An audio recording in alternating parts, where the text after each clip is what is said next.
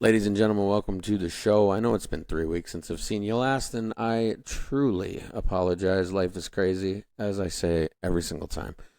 Um, I try, but politics get a little bit boring after a while. But there have been some stuff that have been going on that I think we really need to we need to discuss.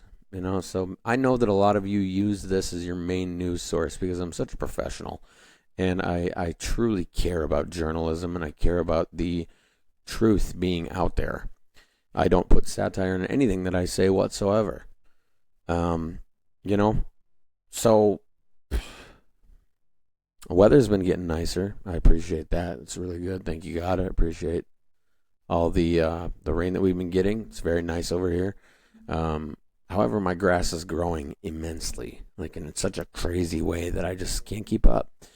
And we have a guy. Well, we got a couple neighbors. They kind of set the standard for the neighborhood of when the yard needs to be mowed, and they really just they keep us all accountable, and I really appreciate them doing that. It really doesn't rub it in my face at all that they have such nice lawns and I have dead spots in mine because I don't care.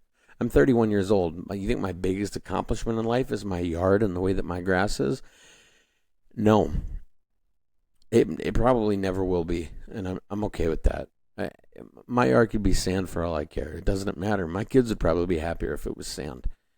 But I noticed this is a conversation I had like last summer. I think someone had said one of my neighbors came over. I was having a bonfire, and he had said that I have quite a few weeds in my yard, and I was like, okay, I don't care. I really, what do I care? You think if I die and I go to heaven, God's gonna say, "Well, Adam, your yard wasn't nice enough. Your yard wasn't nice enough. You had too many dandelions and weeds in your yard. You didn't spray it enough with that Roundup." I don't think anyone's gonna care about that. And if you're doing anything, I mean, I rue the day. I really hope there isn't a day where we come up with an HOA in this neighborhood because I'm gonna be screwed. Honestly, like a lot of people in this neighborhood will be screwed. I live in a neighborhood where people leave their trash cans out all week long just so they don't have to trudge them back and forth. And I get that in the winter. I do that in the winter, but then the plow comes by and they ruin them. I digress. It doesn't really matter.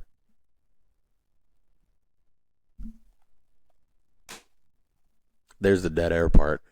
I know it's a very common thing, but let's get into this, shall we? Once again, Congress is passing some bills. I'm sure you guys have heard about the one big beautiful bill, or also known as OB, OBGYN. Um, so it was passed, I think, on like the 28th. I think it was passed then. And this is via Wikipedia. Let's see what we can do. Oh boy, I'm so unprepared. I need a producer. All right.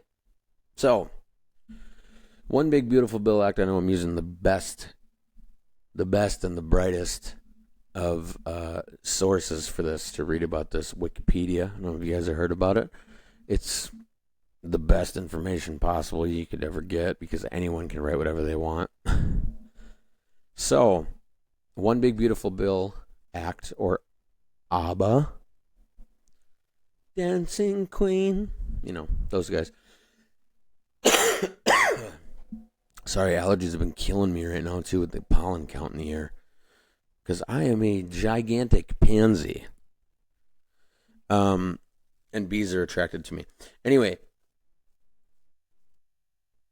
is a budget reconciliation bill in the 119th United States Congress. The bill would extend the major provisions of the 2017 Tax Cuts and Jobs Act, which are set to expire at the end of 2025 and predominantly benefit upper income earners. It includes reductions in non-military government spending and significantly cuts spending on the Supplemental Nutrition Assistance Program and Medicaid through stricter eligibility requirements. That's a good thing. I think that's a good thing. I think one of the things that you should have to do as a requirement to get government assistance is you should have to be able to pass a drug test. You should have to have nothing in your system when you take that just to get those benefits. Because if you're wasting all your money on weed or meth or fentanyl, heroin, whatever you want to call it, I don't know what the drugs are the kids are doing these days or whatever. Maybe you're a full-blown alcoholic and you can't afford to put food on the table because you're too busy buying your booze. Fuck you. You shouldn't be allowed to do that.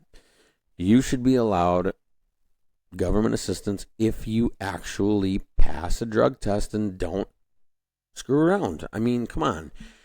You have to put your family first, and it's a lot of families. Maybe it's single moms, maybe it's single parent. Maybe it's people who don't work necessarily great jobs or don't want to do the hard labor jobs. But yeah, you should be able to pass so they're making it stricter. There's nothing wrong with that. That's good. So far, so good. It also allocates an additional $150 billion for defense spending, scales back many clean energy tax credits from the Inflation Reduction Act, and increases the state and local tax deduction from $10,000 to $40,000. The bill is estimated by the Congressional Budget Office to add $2.6 trillion to the national debt of the United States. What? Add $2.6 trillion? That's weird. According to a CBO preliminary estimate, it would cause 8.6 million Americans to lose Medicaid coverage by 2034, 5.2 million due to work requirement provision.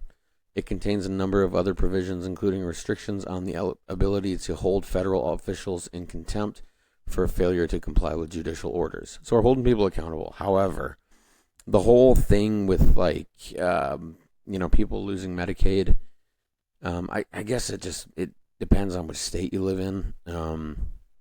Minnesota's pretty lenient when it comes to Medicaid. Like I'm not gonna knock Medicaid.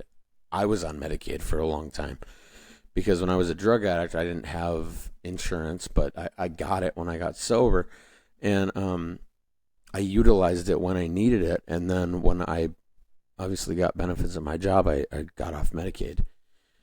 It was nice to be able to get things checked out. I got like Hep C tested and HIV tested to make sure I wasn't, infected with anything from using intravenously. But still, it was a good program that was in place, but you should only use it. It's like medication.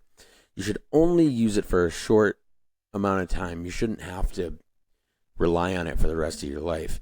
Now, I get it if you're disabled and you can't work. That's different. It's a completely different concept. You should be able to be on Medicaid. You should be able to not have to worry about medical bills, But again, that's at the expense of the taxpayers. And taxes are crazy right now. I know we've talked about this before, and taxes are so high right now. But I guess I don't really have a problem paying for people who have Medicaid or need medical assistance if they need it. Now, if it's people who don't need it and they have it, and I'm stuck paying for it, like, it's not just me personally, it's me and like the group of working Americans. Like, that's kind of an issue. We shouldn't be giving people silver spoons in their mouths or silver platter, medical assistance. Yeah. So, and then they're going to be holding federal officials accountable for if they don't follow these guidelines. So it's like, you got to play ball or you're screwed. You're going to get, held in contempt. It passed in the House of Representatives House of Representatives on May 22nd. So not the 28th, it was 22nd. In a 215 to 214 to 1 vote, largely along party lines. Elon Musk, the then de facto head of Doge, denounced the bill as a massive spending bill, later calling it a disgusting abomination. Moody's, which rates bonds, was the final of the big three credit rating agencies to downgrade U.S. debt from AAA, citing efforts to pass the bill, calling it fiscally irresponsible and another sign of domestic political dysfunction. The bill is credited with starting a public feud between Elon Musk and Donald Trump. Yeah, that's right. There was that fight between mommy and daddy. That's crazy. And mommy Musk and daddy Trump are fighting, and all of us American kids are really, we're really seeing it unfold in front of our eyes. I don't know. I think he's trolling. We could get into that in a minute, but they want to talk about irresponsibility financially. I'm sorry. Were you asleep the last 4 years? Like the last 4 years, were you guys sleeping? Were you aware of like all the money and stuff that was being sent over to foreign affairs that had nothing to do with us? Got to keep our allies happy. Or were you asleep when they pulled out of Afghanistan and left that much equipment behind? How much money that cost us? It's such a humongous, like, oh, I'm on my soapbox and I'm better than you. It's like, man, fuck you, dude. You don't know what you're talking about. They're constantly trying to, look, you could criticize. That's our given right as an American. We're able to criticize the current administration of the government. Like, that's a constitutional right. We're allowed to do that. I just think that, adding $2.6 trillion to the debt is kind of crazy. It's a weird thing. And I don't want to sound like a bleeding heart liberal here, but there's got to be a way we can do something different. Like, I noticed that Trump's posting, like, things are down, like, prices are down. Gas is pretty much the same. I know we won't see a huge change until the end of his term. But, things like, like eggs have gone down. I think I mentioned this last time. Eggs were like $9.49 for 18 of them. Like, right when Trump got back in office, and now they're down to like 5 something. So they're going down. I don't know. It's weird. It's a weird thing, and I know that there's this public feud going on between these guys. Let's find some interesting points in this bill, because they don't really, that's just a summary of it so far, but I know that not many people are happy about this. Pardon me. This is another dead air portion of the show. I don't care about how they voted. Like, let's talk about reception. We already went over all this. So they're going to be putting more money in the debt. I don't know. Again, the media is going to be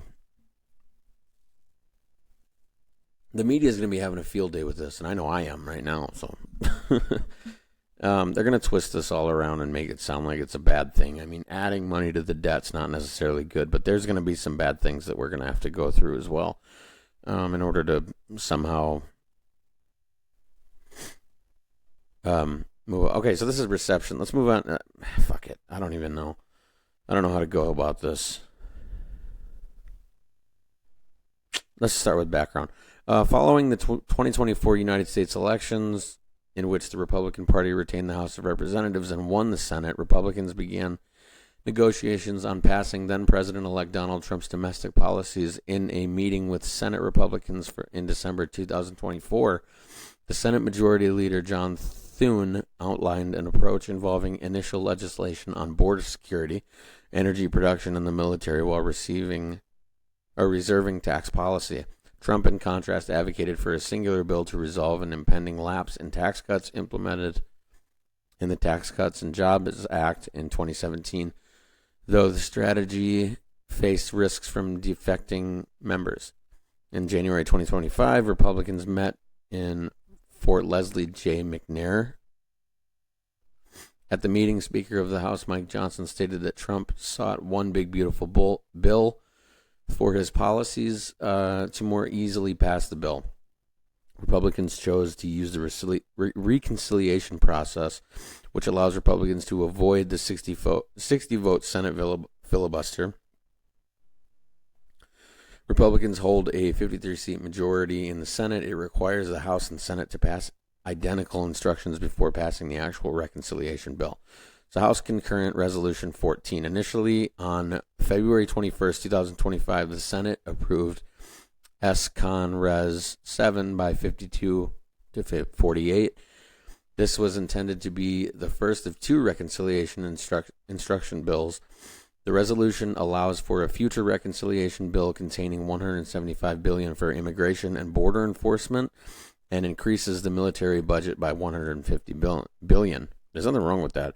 I think we should be able to toss money to the military to be able to take care of this kind of stuff. In case there is something that comes up, in case we're going to be stupid enough to go and invade Iran. I don't think we need to be doing any wars, but I think we should be able to keep our military like intact and like on their toes and be able to have all the resources that they need. So I agree with that. $175 billion for immigration and border enforcement. I'm not going to be against that either. I think we need to keep we need to keep people out. You can't come here. But I think there needs to be an immigration reform as well. There needs to be a way that immigration, like becoming a citizen, is a little bit easier. Because I know there are, and we've talked about this before, there are questions on that test that most Americans don't even know. I don't know, blame it on the education system, whatever. But I'm not going to disagree with keeping our borders safe. Or the military. Keeping them resourceful and tip-top shape. The resolution would not extend the 2017 Trump tax cuts. Senator Rand Paul of Kentucky was the only Republican to oppose the resolution. He's a little more libertarian than anything. And then, by the way, he's also a doctor. Initially, the Senate intended to allow the House to pass reconciliation instructions first. However, at the time of the bill's passage, the House faced opposition to its one bill approach from the fiscal conservative members. On February 25th, 2025, the House of Representatives approved H-Con Res 14 by a 217 to 215 vote. The resolution would allow Republicans to pass a budget containing tax cuts while reducing federal spending. Sounds good, right? The resolution would also allow Congress to raise the debt limit by $4 trillion. Oh, okay. The bill was briefly pulled due to opposition from fiscally conservative Republicans: Thomas Massie of Kentucky, Tim Burchett of Tennessee, Warren Davidson of Ohio, and Victoria Spartz of Indiana. I like what Thomas Massie's doing. He was one of the only ones to stand up and say, hey, we probably shouldn't be funding Israel. We probably shouldn't be getting involved in this. We should probably be putting America first and our American people. Because that's your job. When you get into office, that's your job. You look after the American people in your jurisdiction. And if you're in Congress or Senate, you have that whole population as a whole that you need to be taking care of first. Not somewhere, Israel can take care of themselves. Clearly, we've seen that. I mean, there's nothing wrong there. But when it comes to funding foreign wars, like, we shouldn't be involved in that, and we shouldn't be raising our debt limit. Like, that just seems like you're borrowing more money than you actually have. And I don't know. I've always liked what Thomas Massie's doing. Yeah, we're bros. I can call him Tommy. However, leadership convinced all but Massie to support the bill, and the vote happened as scheduled. Initially, some moderate Republicans also expressed opposition over the possibility that the resolution would necessitate cuts to Medicare and Medicaid. However, Massie was the only Republican in the House to oppose the bill. So he's looking after his American people.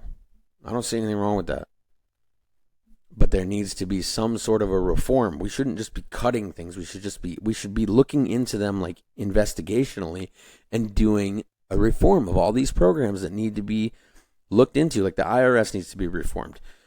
Immigration needs to be reformed. Medicare needs to be reformed. SNAP benefits need to be reformed. All government assistance, anything of that kind, needs to be reformed. You don't cut it all together.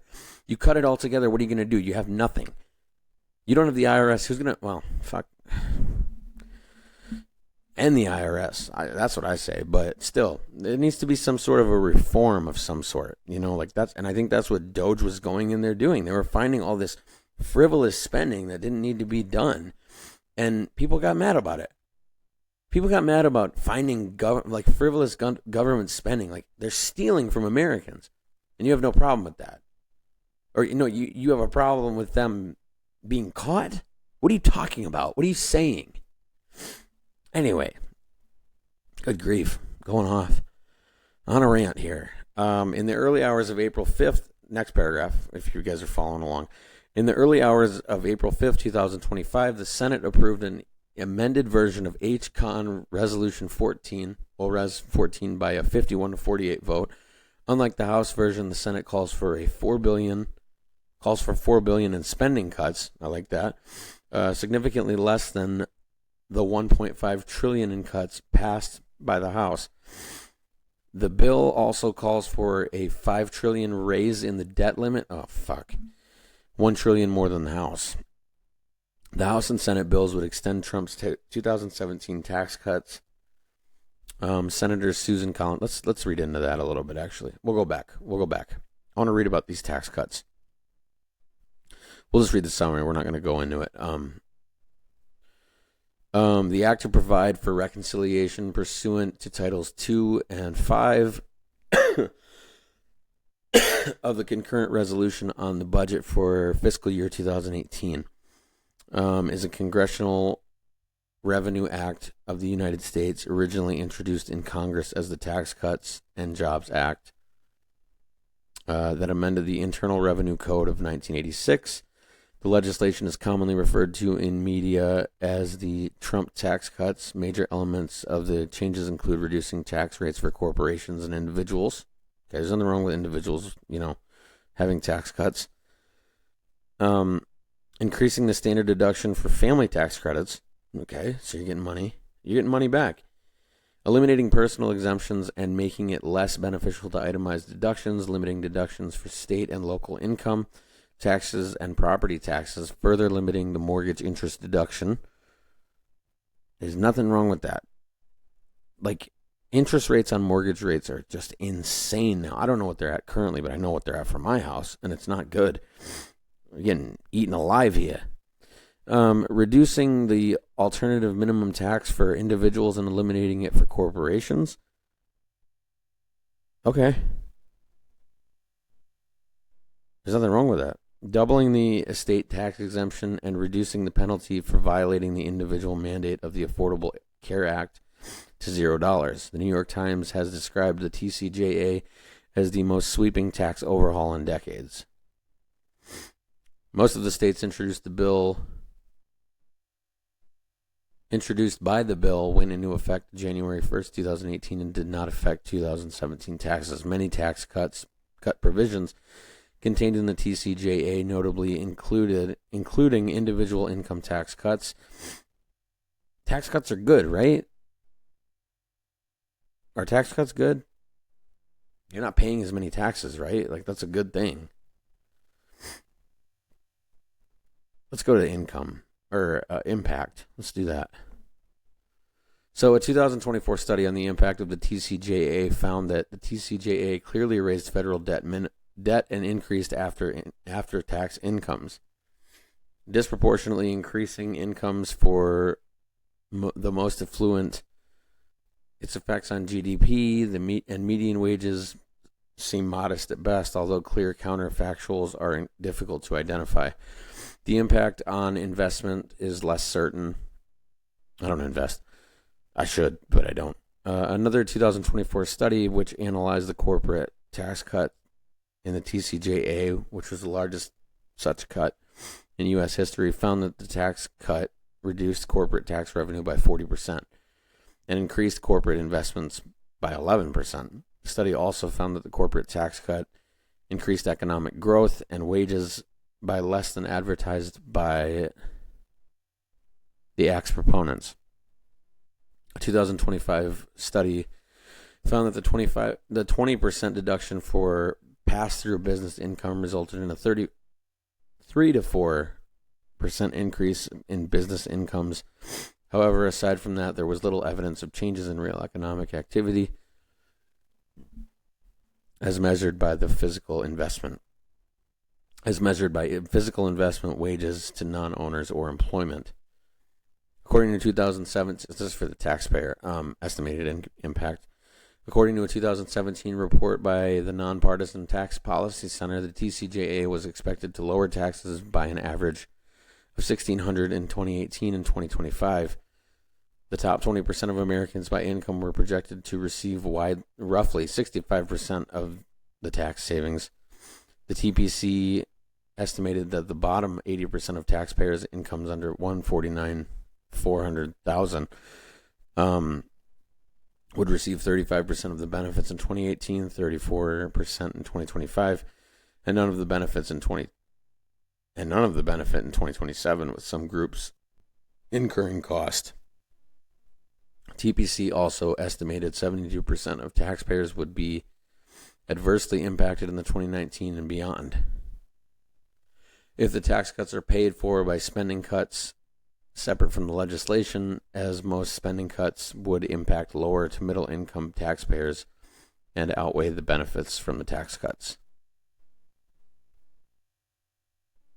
Why? Here's my question. This is something to ponder on.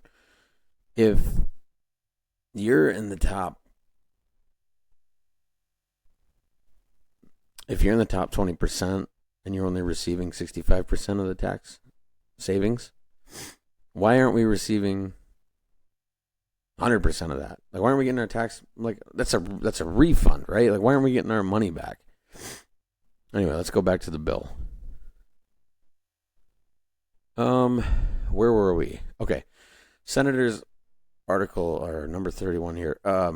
Senator Susan Collins, a moderate of Maine, and fiscal conservative Rand Paul of Kentucky, both Republicans, joined the all Democratic senators in opposing the bill. After the vote, Reuters reported that nonpartisan analysts believe that the legislation, if enacted as currently written, would add $5.7 trillion to the national debt of the United States. In the next 10 years, Republicans argue the extension of the 2017 tax cuts, which expire at the year's end, should not be counted as new debt, which means $1.5 trillion will be added to the national debt. The House had to pass the Senate's amended bill to continue the reconciliation process. House Republican leadership intended to vote on the bill on April 9th. However, the vote was pulled due to opposition from 12 fiscal conservative Republicans. The bill passed the following morning in a 215-214 vote after the Senate pledged to seek at least $1.5 trillion in cuts. Fiscal conservative Republicans Thomas Massie and Victoria Sparks were the only members of their party to vote against the bill. I mean, debt's never good, right? We can all agree that debt's never a good thing. But for some reason, I never understood national debt. Like, I've never quite got that, like what that entails. Mainly because you look at debt is never a good thing, but national debt just seems like it doesn't really mean much, because if we're such a broke country, how are we the greatest country in the world? You know what I mean? Like, we can just keep printing money, but then your debt goes up and up and up. It just seems like an odd type of thing to add more to the national debt. It's like, what? It gives you a little more leeway. Like, you can go further in the debt. You know, like, you can just sort of screw over the American people like that. Like, I don't know. It's a weird thing. But I know that they pulled a lot of the EV thing, like the electric vehicle thing, and that's what Trump and Elon are feuding about right now, and it's kind of a pussy ass thing that they're doing. But we can look into that super quick too.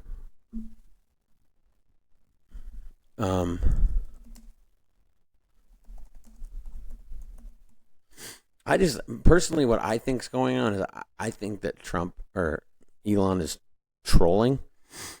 Maybe it's just a sham. Maybe Musk really isn't that upset right now. But it's getting a lot of people in their heads about certain things. Like, what are the oh, this is 11 hours ago. But anyway, it's got people on the right and the left, kind of just like wondering like what's actually going on. Like, are they actually mad at each other? And there's DNC or PAC paid influencers on the left that are saying, we just need Elon to admit, excuse me, we just need Elon to admit that he helped Trump, rig Pennsylvania, and then 45 and 47 won't be a legitimate president, all that bullshit. And then the people on the right are like, oh, please stop. Don't do this anymore, Elon. Please don't say this. Dude, he's not going to read your fucking reply. He's a billionaire. He can say whatever the fuck he wants to. He doesn't care what you think. He'll say it if he feels it. Like, he's got FU money, basically. He can say whatever he wants, and there's nothing you can do about it. So, I don't know. It's a weird thing. That's for sure. So this is the newest development, like 11 hours ago, apparently. Elon Musk appears to delete some explosive X posts amid feud with Trump. Which ones did he delete? So there was one where he accused Trump of being on the Epstein files. He said that's the biggest bomb, and that's why they're not being released. And it's like, dude, you got to slow down, man. Like, I don't think that's the reason. I think he was just pissed off, Here he is with this nice black eye. Black Eye Club, if you know, you know. That was one of them that got deleted. The one where he accused Trump of being on the Epstein files. Not available by Saturday morning. I looked it up. I just saw it. So let's get into it. Elon Musk has appeared to delete some of his posts on his social media platform X that escalated his bitter feud with President Donald Trump this week. One post, no longer available as of Saturday morning, accused Trump of being mentioned in the files of the late sex offender Jeffrey Epstein. Musk's accusation, which the White House has disputed, marked an escalation in the public spat between the men. This page doesn't exist. Try searching for something else, said the X page that once displayed Musk's post. On Thursday, Musk also responded yes to a user's post that called for Trump to be impeached and replaced with Vice President J.D. Vance. The post was no longer available as of Saturday morning. In an interview on Friday with Manosphere, comedian Theo Von Vance said Musk was making a huge mistake going after Trump while attempting to downplay the billionaire's attacks as an emotional guy who got frustrated.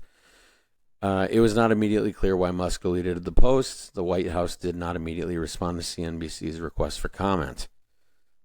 Nonetheless, it's the latest twist in the rapidly deteriorating relationship between the one-time allies. Just over 1 week ago, Trump and Musk exchanged compliments at the conclusion of Musk's official time leading the Department of Government Efficiency. But their relationship devolved this week as the two men exchanged barbs on social media, stemming in large part from Musk's vocal opposition to Trump's big beautiful bill. You can oppose anything you want to, okay? And I know he's saying, I get where Musk is coming from, where he's saying that they're going to bankrupt the American public. I get that. Because they raised the national debt to like 5.7, as we just said a little bit ago, trillion. That's a lot of money. And I get where he's coming from, but at the same time, it's like, dude, you're a billionaire. What do you care? What do you care? Honestly, do you care about the little guy? I don't think so. And I find it hard to believe that Trump actually cares about the little guy, too. I mean, I've seen all these nice videos where he meets with these people and gives them jobs and all that shit. And it's like, yeah, that's cute and artsy-fartsy and all that stuff. But it's like, dude, come on. They don't actually care about us. If they did, I mean, we wouldn't be struggling. I know it takes time. I understand that things take time to build up again. But, I don't know. It's like there's too much weird stuff going on right now, especially this kind of drama. It's like, it's odd. In one of the now deleted posts, Musk accused Trump of being mentioned in the files related to Epstein without providing any evidence of this claim. Well, there's pictures of them together, but there's also pictures of Musk and Ghislaine Maxwell together. So, and Musk with a black eye. I'm not taking a side here because it doesn't really matter. It's all gay drama, but it's retarded. So Musk alleged that this is the real reason they have not been made public. Pardon me. Allergies. White House Press Secretary Caroline Leavitt rejected Musk's allegations. This is an unfortunate episode from Elon, who was unhappy with the One Big Beautiful Bill because it does not include the policies he wanted. She said in a statement to CNN, "We need What's-Her-Face back. We need What's-Her-Face to come back." What was her name? Kaylee was it McGillany or whatever her last name was? Something Irish. She was a good egg. She was good. She did her job well. So this is kind of an unfortunate thing. You know, we're seeing a lot of drama coming out about this current administration. I mean, we've seen drama, for a while when it comes to this kind of stuff in this certain administration. We've seen a lot of, I don't know, I think Trump has personally surrounded himself with a bunch of snakes, and it's not a good thing that he's got these people surrounding him that don't really care. I mean, I'm supporting RFK, and I support Tulsi and Gabbard. But a lot of the other ones, it's like, yeah, I don't know. I think he should have picked some better people, I know Musk was doing a pretty good job finding the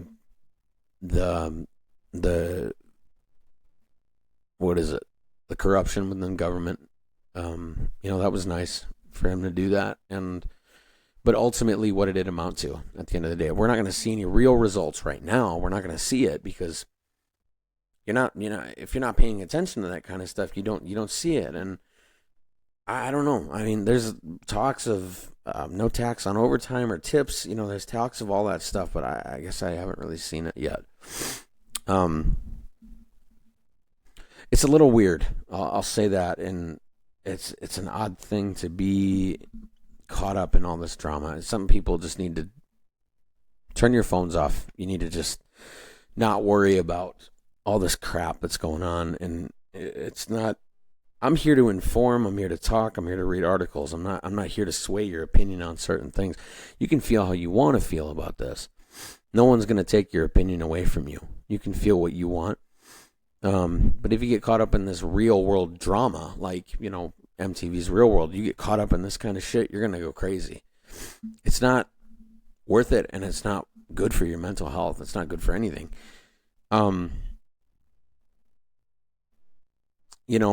I know that Joe Rogan had Kash Patel on yesterday. I still got to finish the interview, but it was so good. I mean, there were some things in there that I didn't really like to hear.